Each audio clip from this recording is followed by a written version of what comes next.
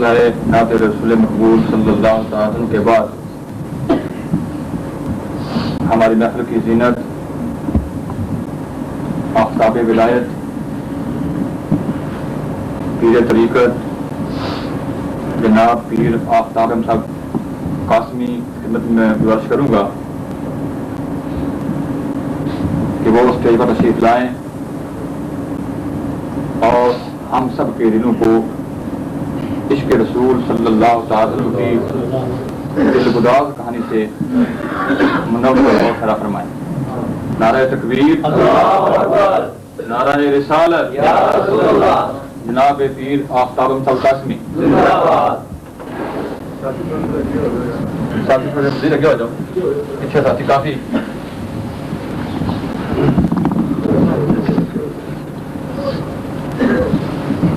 الحمدللہ رب العالمین والعاقبۃ للمتقین والصلاۃ والسلام علی رسول محمد آلہ وصحبہ اجمعین۔ فقد قال اللہ تبارک و تعالی فی القرآن المجید والفرقان الحمید اعوذ باللہ السمیع العلیم من الشیطان الرجیم بسم اللہ الرحمن الرحیم وما ارسلناک الا رحمۃ للعالمین۔ وقد قال اللہ تبارک و تعالی فی شان حبیبہ ان اللہ وملائکتہ یصلون علی النبی یا ایھا الذین آمنوا صلوا علیہ وسلموا تسلیما۔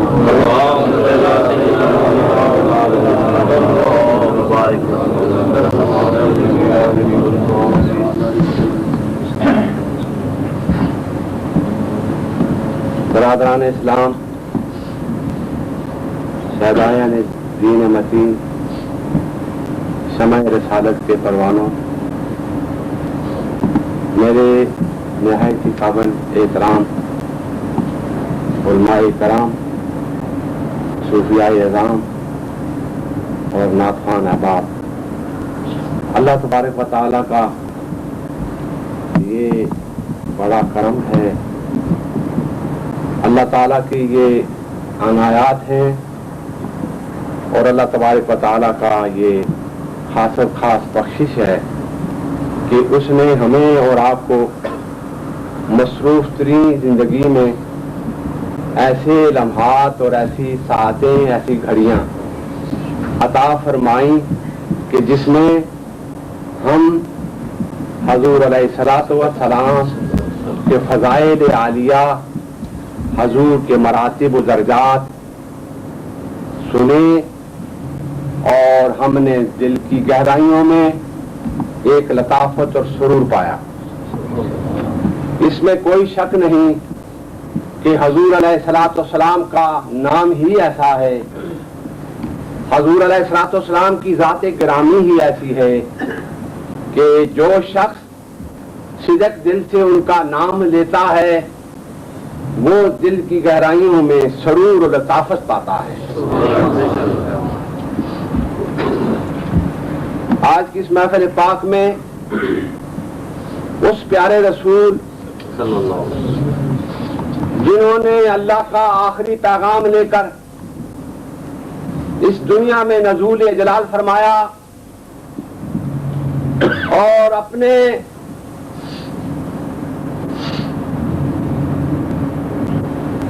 تمام کیفیات، تمام قسم کے اولو العزم ارادے اور تمام قسم کی صلاحیتیں جو اللہ تعالیٰ نے آپ کو عطا فرمائیں ان کو بروئے کار رکھتے ہوئے آپ نے اللہ کے احکام کی تبلیغ فرمائی۔ لہذا میں اس سلسلہ میں اگر فردن ذکر کروں تو میرے نزدیک حضرت آدم علیہ السلام سے لے کر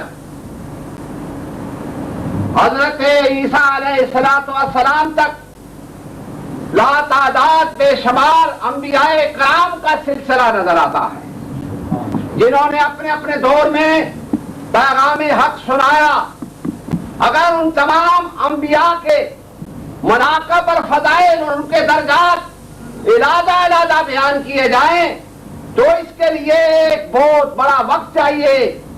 ہر نبی کو اللہ تعالیٰ نے کوئی فضیلت، کوئی درجہ اور کوئی کمالات اسے عطا فرمائے، اور اگر ہم یہ چاہیں کہ ان تمام انبیاء علیہ السلام کے اوصاف جلیلہ اور کمالات حمیدہ کو اور ان کے اخلاق عالیہ کو یک جمع کر کے ان تمام کو ایک جگہ پر اکٹھا دیکھنا چاہیں تو وہ ذات محمد رسول اللہ کی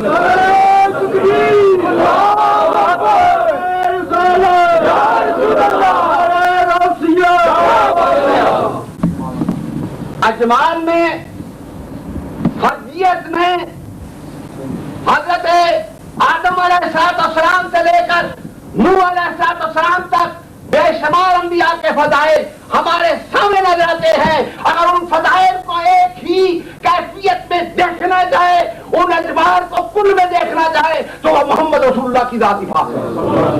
لہذا ہم یہ کہیں گے کہ رسول اللہ تمام انبیاء علیہ کرام کے اوصاف کمالات کا مجموعہ ہے، تمام انبیاء کے اوصاف و کمالات کا کل ہے. حضور علیہ السلام انبیاء، تمام انبیاء کے اوصاف کا کل ہے، تمام انبیاء کے کمالات کا کل ہے. لہذا یہ آپ اس سلسلہ میں یہ بات مجھ سے پوچھ سکتے ہیں، میں اس کی دلیل آپ کے سامنے دے سکتا ہوں. قرآن حکیم نے جو اعلان کیا ہے وہ اتنی بڑی دلیل ہے، اتنا بڑا اس کا ثبوت ہے کہ دنیا کا کوئی دانشور، دنیا کا کوئی نکتہ دان، دنیا کا کوئی فلسفی اللہ تعالیٰ کی اس پاک کلام سے سرے متجاوز نہیں کر سکتا.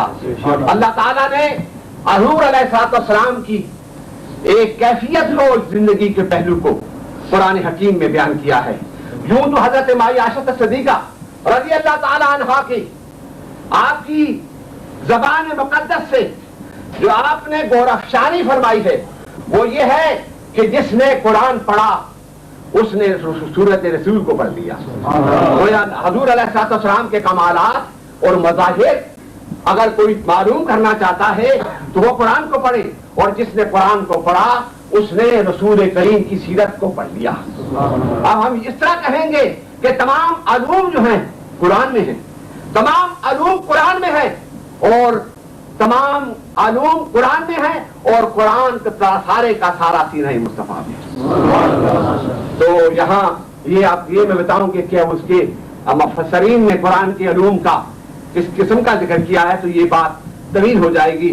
میں نے آپ کی توجہ اس طرف مبذول کرائی ہے کہ اللہ تعالیٰ نے ہمارے پیارے محبوب کو ایک شان، ایک مرتبہ، ایک بلند مقام آپ کو عطا فرمایا جو سب انبیاء پر فوقیت رکھتا ہے. ہم اس سلسلہ میں یہ کہہ سکتے ہیں کوئی نبی چشمہ ہو سکتا ہے، کوئی نبی ندی ہو سکتی ہے، کوئی نبی دریا ہو سکتا ہے. وہ کس چیز کا دریا ہے، وہ کس چیز کی ندی ہے، وہ کس چیز کا چشمہ ہے؟ تو ہم کہیں گے کہ یہ سب نبی مانند چشمہ کے ہیں. اگر کسی نے رحمت پیش کی ہے تو چشمہ کی صورت میں پیش کی ہے، کسی نے رحمت کو پیش کیا ہے تو ندی کی صورت میں پیش کیا ہے، کسی نے رحمت کو پیش کیا ہے تو دریا کی صورت میں پیش کیا ہے. گویا معلوم ہوا کہ ان انبیاء کو جو رحمت دی گئی ہے وہ محدود تھی، وہ لمیٹڈ تھی، وہ لمٹلس نہیں تھی، وہ محدود تھی. اس لیے جب انہوں نے مخلوق کے سامنے اللہ کے دین اور احکام پیش کیے، لیکن جب ان کو شدت محسوس ہوئی تو ان کی زبان سے اللہ کی طرف یہ استدعا کے کلمات نکلے کہ اللہ اس قوم پر عذاب نازل فرما. لہذا ان کی رحمت جو ان کو عطا کی گئی ان کے ظروف میں وہ رحمت جو ہے محدود طریقے پر نازل ہوئی. لیکن ہمارے مصطفیٰ کا جب مقام آیا، حضور علیہ السلام کا جب ان ہادی اکبر کا جب مقام آیا تو ان کے لیے رحمت ندی اور چشمے کے مانند ہے، اور ہمارے رسول کی رحمت سمندر کی مانند ہے.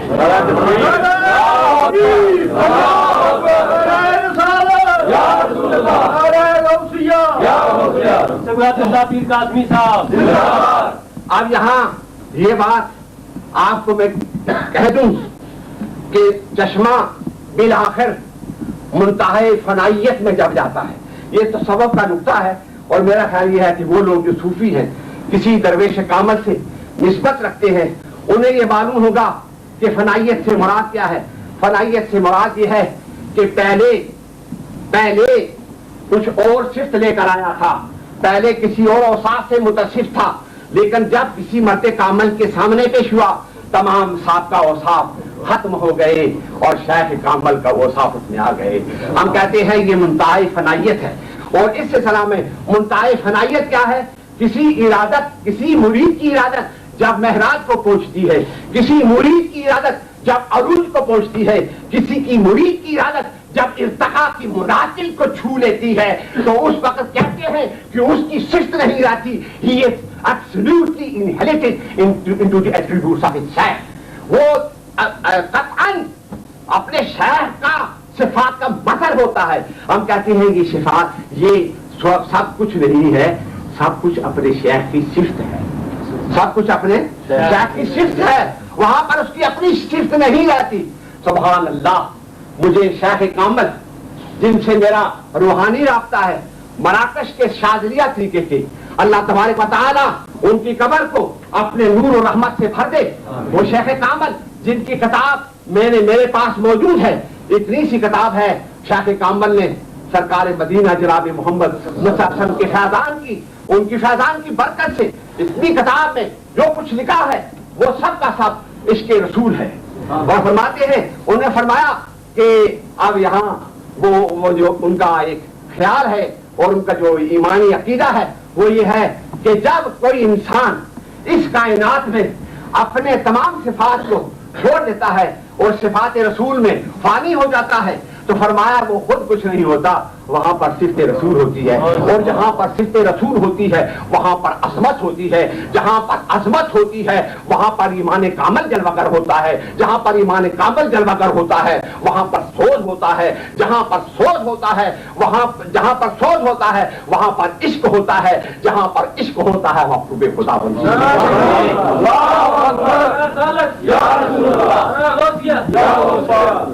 اب میں نے آپ کے سامنے ایک بات کہی تھی, وہ منتہا فنائیت کی ہے. تو ہم یہ کہتے ہیں کہ بحر سمندر جو ہے اس کی حدیں اگر آپ چاہیں تو کر سکتے ہیں, لیکن جس سمندر کی میں بات کرتا ہوں it has no end, it is endless, it is limitless. یہ اس کی کوئی حد نہیں ہے, اس کی گہرائیوں کی کوئی حد نہیں ہے, اس کی گہرائیوں کی کوئی حد نہیں ہے, اس کا کوئی کنارہ نہیں ہے, اس کی کوئی حدیں نہیں ہے, اس کی کوئی پیمائش نہیں ہے. اس لیے کہ یہ سمندر وہ سمندر نہیں ہے جو جس میں پانی موجے مارتا ہے, یہ سمندر وہ سمندر ہے جس میں محمد رسول اللہ کا فیضان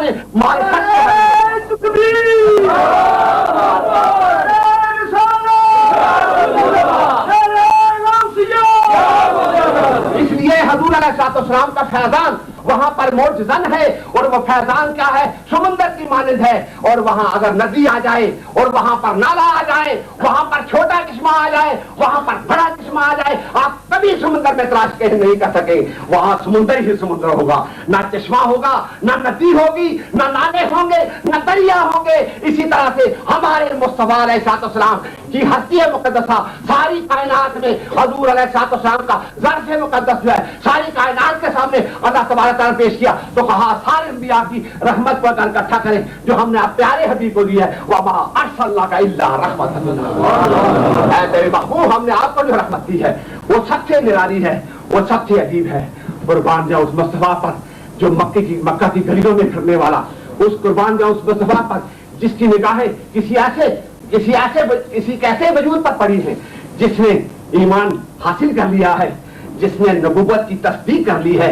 کہتے ہیں کہ تمہارا ایمان اقرار زبان کے ساتھ دل کی گہرائیوں میں جب تصدیق کی موصف کرتا ہے اس وقت تمہارے دل میں ایمان کامل جنم لیتا ہے. اور جب ایمان کامل جنم لیتا ہے تو تمام اعضاء دلائل بن جاتے ہیں شریعت مطالعہ کے, اور جب تمام اعضاء شریعت مطالعہ کی دلائل بن جاتے ہیں ہم کہتے ہیں محمد مصطفیٰ کا غلام, ہم کہتے ہیں رسول اللہ کا غلام ہے. تو اب دیکھیے وہاں پر حضرت نور علیہ السلام سے لے کر اور تمام انبیاء کی تاریخ کو دیکھیں, ہاتھ اٹھتے ہیں تو اللہ سے عذاب مانگا جاتا ہے, لیکن ہمارے مصطفیٰ پر پتھر مارے جاتے ہیں. اور ہم دیکھتا ہے کہ حضور علیہ السلام کہ جب جوتے مبارک اتارے جاتے ہیں تو جوتے مبارک میں آپ کا خون جمع ہوا ہے. وہ مصطفیٰ جس پر پہاڑ ٹوٹتے ہیں, جن پر مصائب و شدائد کے پہاڑ ٹوٹتے ہیں, ارے بھائی ان مصطفیٰ علیہ السلام کی کیا بات کرتے ہو؟ ان کے غلاموں کی بات کرو, ان کے غلاموں کی بات کرو جو ان کی صحبت سے مستفید ہیں, جو ان کی صحبت سے فیضیاب ہیں, اور ان کی نگاہ جس غلام پر پڑ گئی ہے وہ غلام ایسا ہو گیا ہے جس طرح سے کوئی شخص یعنی جس پر کسی شخص پر موت طاری ہو تو اسے کوئی مار دے, اسے کوئی طرح طرح کی حدیثیں دے تو مردے کو خبر نہیں ہوتی, اس لیے کہ شعور اور حس کی قوتیں اس سے مفقود ہو گئی ہیں. ہم کہتے ہیں مصطفیٰ علیہ السلام کے غلام مدینہ طیبہ میں مکہ کی گلیوں میں پھرتے ہوئے نظر آتے ہیں, لیکن حضور علیہ السلام کی محبت اتنی غالب ہے, نہ شعور کام کرتا ہے نہ حس کام کرتی ہے, نہ شعور کام کرتا ہے نہ حس کام کرتی ہے. اگر شعور و حس کام کرتا تو غلامان مصطفیٰ کو جو مصائب, جو تکلیفیں اور جو اذیتیں وہ زمینوں پر گسیٹا جاتا ہے, کھاد اترتی ہے, لیکن آواز عاشقوں کی یہ آ رہی ہے کہ ہم حس و شعور سے نکل کر محبت رسول میں فانی ہو گئے. جو محبت رسول میں فانی ہوتے ہیں وہ اس کے دوامی رکھتے ہیں, جو اس کے دوامی رکھتے ہیں ہرگز نمیرت آنکھ دلش زندہ شدواش سب تک بر جریدہ عالم تمام ماں. دنیا میں جو عشق مصطفیٰ رکھتے ہیں وہ مرتے نہیں ہیں, انہوں نے مرنے سے پہلے موت کا نظارہ کیا ہوتا ہے, لہذا وہ موت سے بے خبر ہوتے ہیں. جب جو شخص موت سے بے خبر ہو وہ دنیا کی اذیتوں کو اپنے خاطر میں نہیں لاتا, اس کے سامنے وہ بے رسول ہے, اس کے سامنے وہ بے رسول ہے. حضور علیہ السلام کے کمالات کی بات جو میں آپ سے کرتا ہوں تو اس سلسلہ میں یہ کہتا ہوں کہ وہاں کھالیں اتر رہی ہے, وہاں پر چربی پگھل رہی ہے, لیکن تاریخ والے سنتے ہیں, ہم لوگ مطالعہ کرتے ہیں, اسٹڈیز کرتے ہیں the life history of the lovers of the prophet, حضور کے محبین کی جب تاریخ کا مطالعہ کرتے ہیں تو انہیں چیخ و پکار کی آواز نہیں آتی, مکہ کی گلیوں میں گھسیٹے جاتے ہیں, تپتی ہوئی سارا کی ریت میں لٹائے جاتے ہیں, وہاں سے آؤ فغان کی آواز نہیں آتی, کہیں سے اللہ کی آواز آتی ہے, کہیں محمد رسول اللہ کی آواز.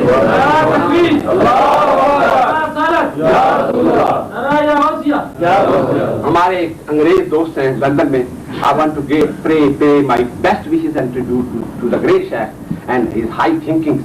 میں ان شیخ کی بارگاہ میں اپنا ایک ہدیہ پیش کرتا ہوں. وہ کہتے ہیں all you to drop into the ocean of the knowledge of the prophet, you cannot find anything. فرمایا حضور علیہ السلام کی طرف فرمایا ساری کائنات کی جو چیزیں ہیں سرکار دو عالم صلی اللہ علیہ وسلم کے حضور میں پیش کر دو.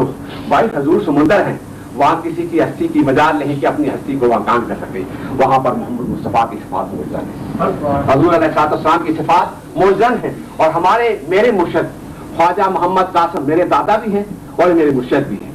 مجھے یہ فخر حاصل ہے کہ میں نے اس مقدس ہاتھ, جس ہاتھ نے لاکھوں بھٹکے روح کو آپ گمراہی سے نکال کر رائے راست پر گامزن کیا اور لاکھوں کی بگڑی ہوئی بنائی, حضرت شیخ نے میرے ہاتھوں میں ہاتھ دیا. اور میرے شیخ کا کمال کیا ہے, فرماتے ہیں کہ میں میدان حشر میں جب اللہ کے حضور میں حاضر ہوں گا مجھے پتہ نہیں کہ اس نے میرے فرائض کو قبول کیا یا نہیں کیا, میری کسی نیکی کو قبول کیا یا نہیں کیا, میرے نفافل و اذکار کو قبول کیا یا نہیں کیا, اس کی شان کبریائی ہے. لیکن میں ایک بات اللہ کی حضور میں مجھے اجازت ملی تو میں کہوں گا کہ العالمین میں نے 80 برس گوشہ دامن مری میں بیٹھ کر میں نے 80 برس تیرے محبوب کے عشق کی بات کی ہے یا تیری بات کی ہے. دنیا کی کوئی بات 80 برس میرے زبان سے نہیں نکلی, تو مجھے فخر ہے کہ ایسے شیخ جس شیخ کی یہ کیفیت ہو کہ 80 برس دنیا کی کوئی بات نہ نکلی ہو. واقعی جو ایسے شیخ ہوتے ہیں وہ یا تو میر علی شاہ ہوتے ہیں یا خواجہ معین الدین چشتی ہوتے ہیں یا جنید بغدادی ہوتے ہیں یا باجی بستانی ہوتے ہیں اور یا حضرت خواجہ محمد قاسم ہوتے ہیں. نعرہ تکبیر, نعرہ رسالت, نعرہ علیہ مولا شریف زندہ باد, حضرت اللہ پیر قاسمی صاحب زندہ باد. میں آپ حضرات کے سامنے یہاں پر جسٹیفیکیشن کرتے ہیں, ہم اس میں یہاں منصفانہ نظریے سے دیکھتے ہیں. ہمارے لیے یہ بات کرتے ہیں کہ ذہنی تعیش, ایسی بات جو لوح لفظ واحد ہو وہ ذہنوں کو عیاشی کی طرف راغب کرتی ہے, اور ایسی بات جس میں آپ کے لیے نیکی اور نیک اعمال کا تذکرہ ہو وہ پھر وہ تعیش نہیں ہوتا, وہ ذہنی سکون ہوتا ہے. تعیش کمزوری ہے اور سکون جو ہے یہ طاقت ہے, اور سکون اور طمانینت بغیر اللہ کے ذکر کے اور مصطفیٰ کے ذکر کے حاصل نہیں ہوتی. دنیا کے زر و جواہر کے ڈھیر لگا دو, سونے اور چاندی کے ڈھیر لگا دو, وہ طمانینت نہیں آئے گی, وہ سکون نہیں آئے گا. جب تم اللہ کا ذکر اور محبوب کا ذکر کرو گے تو تم میں وہ طمانینت آئے گی, وہ کمال تمہیں آئے گا, وہ کیفیت آئے گی. تو میں آپ حضرات کے سامنے یہ عرض کرتا ہوں کہ اب یہ بات ذرا تھوڑی سی سے آپ اپنے ذہنوں کو اس طرف لگائیے. حضرت قبلہ شاہ صاحب جو بہت بڑے عالم تھے, اور اس کے علاوہ میرے خیال میں بہت سے لوگ عالم ہوئے, تو میں جب آپ حضرات کے سامنے کھڑا ہوا ہوں, واللہ بلا میں اس لیے نہیں کھڑا ہوا کہ میں مولا شریف کا ایک فقیر ہوں, تو میں اپنے شخصیت کا انٹروڈکشن, اپنی شخصیت کا تعارف کرانے کے لیے آیا ہوں, یا میں شعلہ بیان مقرر ہوں. نہیں, میں تو محمد مصطفیٰ کی خاک پاک کے جو درے ہیں اس کی نسبت مجھے حاصل ہو جائے رہی نصیب. تو میں آپ کے سامنے جو کچھ بھی معلومات پیش کر رہا ہوں یہ حضور علیہ السلام کی نگاہ ہے اور بزرگوں کا پیغام ہے, اور میں یہ چیز ہے کہ میں انہی کے دل سے اور انہی کی شفقت سے اور کالی کملی والے جناب محمد مصطفیٰ کی نگاہ کرم سے آپ کے سامنے میں اپنی معلومات پیش کر رہا ہوں. تو میں اس سلسلہ میں کہہ رہا تھا کہ حضور علیہ السلام کی زندگی کا ایک پہلو میرے سامنے آیا. وہ یہ ہے کہ آقا مولا جب اعلان فرماتے ہیں مکی زندگی میں, تو وہاں پر اس وقت میں اسلام کو قبول کرنا بہت مشکل بات تھی, کیونکہ کثرت تھی کفار کی, کثرت تھی مشرکین کی, اور وہ ہر قسم کے حربے اسلام کی اور دین کی رکاوٹ کے لیے محبان اسلام کے درمیان میں وہ ڈالتے تھے. لیکن قربان جہاں حضور علیہ السلام کی نگاہوں پر دیکھیں آپ نگاہیں کیسی ہیں, جس غلام پر پڑ گئی ہیں جو ان کا غلام ہو گیا ہے. تو جب ان کے دربار گوہر باغ سے نکلا ہے, باہر دنیا کے فصاحی عرب, بلاغت اور فصاحت میں کمال رکھنے والے عرب دلائل پیش کر رہے ہیں, حضور علیہ السلام کے اعلان کے دلائل پیش کر رہے ہیں قربان جاؤں غلاموں کو. میں تو یہ کہتا ہوں حضور علیہ السلام نے ہر اپنے یار کو, ہر اپنے غلام کو جب ان کا ہاتھ پکڑا اور نبوت کی تصدیق کرائی, خدا کے حضور میں کھڑا کر کے خدا کا بھی مشاہدہ کرا دیا. اس لیے ان کے سامنے تمام فلسفیوں کی جو نقطہ وروں سے حل نہ ہوا, جو نقطہ وروں سے حل نہ ہوا, اور جو نقطہ وروں سے حل نہ ہوا اور فلسفیوں سے کھل نہ سکا. میں کہتا ہوں کہ میرے مصطفیٰ کو یہ اللہ تعالیٰ نے عظیم قوت عطا فرمائی کہ شاید سابقین انبیاء کی امتیں پھسل گئیں, کسی کا ایمان کمزور پڑ گیا, لیکن قربان جاؤں وہ نگاہیں جو اٹھ گئی ہیں وہ ایسا درس دے گئی ہیں, ایسی بے خودی اور ایسا مستی اور ایسا عشق کا پیمانہ ان کو پھیلا گئی ہیں کہ وہ دنیا میں کٹ گئے ہیں, مر گئے ہیں, لیکن انہوں نے عظمت مصطفیٰ کا زبان سے اظہار ہو رہا ہے. ہم حضرت داتا گنج بخش علی حجوری کشف باجو میں فرماتے ہیں کہ محبوب کے لیے سب سے بڑی قربانی محبوب کے لیے یہ ہوتی ہے کہ محبوب اگر چاہے کہ جان دے دو تو وہ جان دے دے. محبوب کہے جان دے دو, جان دے دے. تو فرمایا یہ پہلا اشار ہے. کیا بھائی, یہ پہلا اشار ہے. اگر ہم اس اشار کی طرف جائیں تو رسول اللہ کا ہر غلام جو ہے ہم دیکھتے ہیں کہ پیکر اشارے جام بنا ہوا ہے, اپنی جان کا اشار دے رہا ہے, آقا کی عظمت کے لیے دے رہا ہے, اور توحید کی عظمت کے لیے دے رہا ہے, اللہ کی وحدانیت کے لیے دے رہا ہے. اور پھر اس کی شان کیا ہے اور اس کا مقام کیا ہے. فرمایا کہ وہ اشارے جان ہے, اور اشارے جان کا حضرت داتا گنج بخش نے جو نقشہ کھینچا ہے کشف باجو میں ذرا دیکھیں تو آپ کو کہتے ہیں کہ ایک خبیب جو ہے جب مکہ میں کفار نے کن کر کے جیتیں بتائی, جن کا تکلیفیں بتائی کہ ہم سوری سے چڑھانے سے پہلے تجھ سے یہ ظلم کریں گے, تجھ سے یہ ستم ہوگا, تجھ سے یہ تکلیفیں دی جائیں گی. اور پھر جب دار کے قریب لایا جاتا ہے آج کے مصطفیٰ کو, حضور کے محب کو, حضور کی محبت میں فنا ہونے والے کو جب اس دار کے قریب لایا جاتا ہے تو اس دار پر کے قریب لا کر کہتے ہیں کہ اب بھی وقت ہے, اگر تمہاری جگہ پر محمد مل جائیں تو ہم تمہیں چھوڑ کر ان کو اٹھا دیں. کہا یہ بات سن لو, آگے تم نے گر گر کر مجھے بتائی ہے کہ میرے جسم پر کا کے عزیزیں گزرے گی سوری چڑھانے سے پہلے. جن لو मुझे उनकी खबर नहीं है, लेकिन जब मैंने अपने आका और मौला की बात सुनी है तो मेरा कैफियत ये है कि जिस तरह से परवाना शमा पर कूद पड़ता है, मैं तो उसका परवाना हूँ, समय रिसालत का परवाना हूँ। और सुन लो, मेरा खुतबा ये है कि मेरे मुस्तफा के पाए अक़दस पर कांटा चुभ जाए तो मुझे नागवार है, लेकिन और खुबैब के पूरे हो जाए तो उसे कोई खबर नहीं। तो तेरी मोहब्बत में सरशार होने हुए पावालों पर कुर्बान जाए और हिदियाए तबरीक पेश करें कि तुमने उलुल अज़्मी का वो दरवाजा खोला है कि तुम्हारी आवाजें आशिकों के सीनों पर जब दस्तक देती हैं, तुम के हौसले बुलंद होते हैं और वो राय हक पर इस्तकामत का जोहर बनकर दिखाते हैं। लिहाजा हजरत खुबैब के मुतल्लिक़ दादा साहब फरमाते हैं, उन्होंने तो जान का इशार कर दिया अपने आका पर। अल्लाह तबारक व तआला ने तमाम फरिश्तों को इकट्ठा किया, कहा अब देखो कि जमीन पर क्या कमाल हो रहा है। सितम से, जुल्म से सूली पर चढ़ने का कोई उनको खबर नहीं, बेनियादी है। लिहाजा आज इश्क जो है हर पहाड़ से बुलंद है, आज इश्क जो है हर पहाड़ से बुलंद है।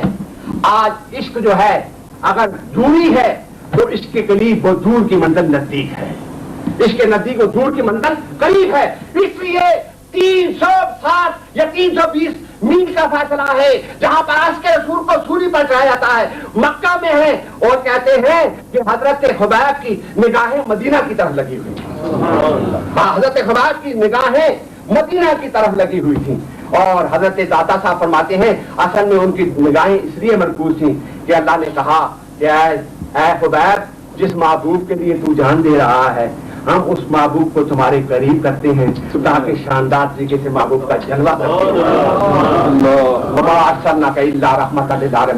इस मौजू को अगर बयान करें तो इसमें बहुत सी मंतिकाना फलसफियाना नुकात रमूज है। अल्लाह तबारक व तआला ने मुझे तौफीक दी तो इंशाअल्लाह तबारक तआला इस मौजू को फिर किसी मकाम पर बयान करेंगे। अब इन्हीं अल्फाज पे खत्म करते हैं। और किबला शाह साहब, शेख गुलजार हुसैन शाह साहब जो मरकज के सदर हैं, अगरचे वो इस वक्त मसूलियात की बिना पर यहाँ तशरीफ फरमा नहीं है, मैं तहे दिल से उनका मशकूर और ममनून हूँ कि उन्होंने मोहम्मद मसूद अल कासमी नक्शबंदी के दौलत कदा पर अलैन में बनफ्स नफीस तशरीफ ले जाकर वहाँ पर उन्होंने मुझे दावत दी। मैं इस दावत को कबूल करता हूँ।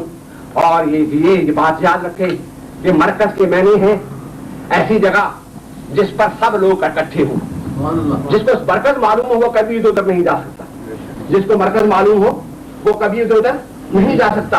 तो मैं ये कहता हूँ अहले सुन्नत वल जमात का ये बहुत बड़ा दावा है, अहले सुन्नत वाले जमात का ये बहुत बड़ा दावा है कि अहले सुन्नत जमात एक है, अहले सुन्नत जमात एक है। और कब एक है? जब वो अपनी शख्सियत को सामने न रखें, मेरा ये नुक्ता याद रखें, जब वो अपनी शख्सियत को सामने न रखें तो वो एक है, और जब उन्होंने अपनी शख्सियत को सामने रखा तो वो बहुत है।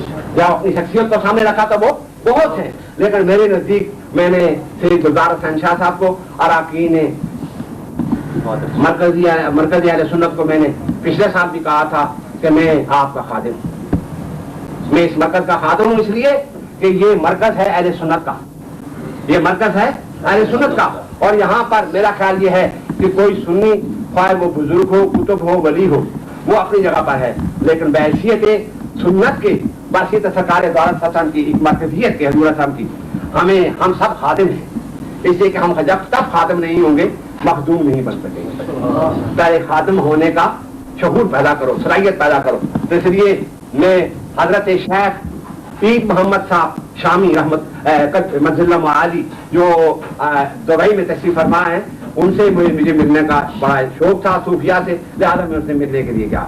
उन्होंने कहा कि आलम इस्लाम में भाई भाई का कत्ल कर रहा है, बाप बेटे को मार रहा है, ये आखिर इतनी जबरदस्त बेचैनी क्यों है, मुसलमानों में इंतशार क्यों है, मुसलमानों में जंगें और लड़ाइयाँ क्यों हैं? उन्होंने कहा इसलिए कि दो नजरिए जो हैं मोहम्मद रसूलुल्लाह ने जो पेश किए थे तमाम आलम इस्लाम में, उन्होंने उनको फरामोश किया है। एक पैगाम अखुवत और दूसरा इत्तेहाद। एक पैगाम अखुवत, यही मकसूद फितरत है, यही रमज़े मुसलमान, यही मकसूद फितरत है, यही रमज़े मुसलमानी, अखुवत की जहांगीरी, मोहब्बत की फरावानी।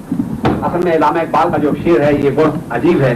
तो हमें अखुवत कहते हैं कि आप मुसलमानों में अखुवत को जिंदा करें कि मुसलमान ख्वाह वो बांग्लादेश का है, ख्वाह वो अफ्रीका के किसी इस्लामी मुल्क ट्यूनिस, अलजायर और लीबिया का है, ख्वाह वो पाकिस्तान का है, ख्वाह वो अफगानिस्तान का है, ख्वाह वो इराक व ईरान का है, ये हद सरबार भी हैं। मुसलमान के लिए कोई हद नहीं है। मुसलमान एक दूसरे में भाई हैं। अगर मुसलमान पाकिस्तान में रहने वाला है, अगर मुसलमान ट्यूनिस में रहने वाला है, ला इलाहा इल्लल्लाह मुहम्मद रसूलुल्लाह की वजह से वो भाई है। कुल्लु मुस्लिम एक वतन, वो हुब्बत जो है हमारे सामने तकादा करती है कि हम इत्तेहाद पैदा करें अपनी सफा में, और जहाँ पर मरकज बन गए अहले सुन्नत के, उन मरकजों की हम उन मरकजों के साथ इत्तेहाद रखें, उन मरकजों के साथ मुंसलिक हो जाएं, और 1.5 इनकी मस्जिदें जो बनानी हम छोड़ दें। ये हमारी कमजोरी है, ये हम अपनी मरकजियत और हमने इत्तेहाद को कमजोर कर रहे हैं। लिहाजा मेरा ख्याल ये है कि हम अपनी शख्सियत को बढ़ाकर सरकार दौरान ससम की हजूर के दिन की खिदमत करनी चाहिए, और दिन की खिदमत के लिए जहाँ कोई मरकज अहले सुन्नत कायम हो गया है, तमाम बिला किसी हुज्जत के, बगैर किसी इतरार के, नक्शबंदिया, चिश्तिया, कादिया, सोहरवर्दिया, शादिया, रफाइया, सनोसिया, तमाम सिलसिले के जो मशाइख हैं, उनको चाहिए कि जहाँ देखें कि मरकज अहले सुन्नत है, उसी को ही मरकज करार दें, उसको तकबीर दें। मैं आप लोगों से ये मुतालबा करता हूँ कि आप इस मरकज को तकबीर दें, और बहुत से जितने मेंबर नहीं उनको भी आप मेंबर बनाएं। और मैंने अपने जो जहाँ दरबार मोड़ा शिफ के हैं, मेरे दोस्त हैं, संगी हैं, मैं उनको भी कहता हूँ कि आप भी इस मरकज के साथ मुंसलिक रहें, और जो कुछ हो सकता है वो दें, और इंशाअल्लाह तबारक तआला मेरी मेंबरशिप भी बरकरार रहेगी। हाफिज अहमद साहब का मैं बहुत मशहूर ममनून हूँ, तो मैं इनको बड़ा याद किया क्योंकि ये मेरे बड़े मुहिब और बड़े दोस्त हैं, संगी हैं मेरे।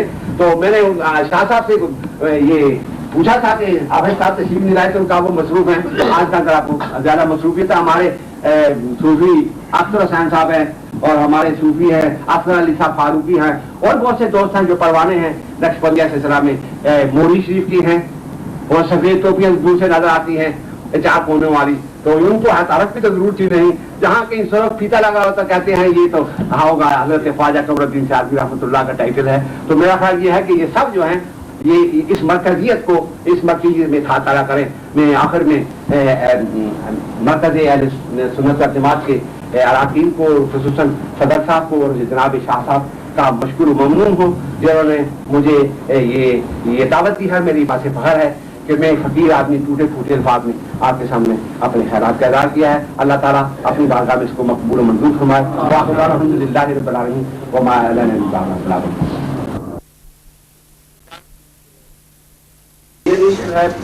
had a very deep recitation of Zikr Allah, which is directed and instructed by your great Honorable Shaykh. And I think during this receipt, a sweet recitation, I find myself in a divine presence. And I am confident that during this recitation, Muhammad Rasulullah and his kindness and intention was with us. And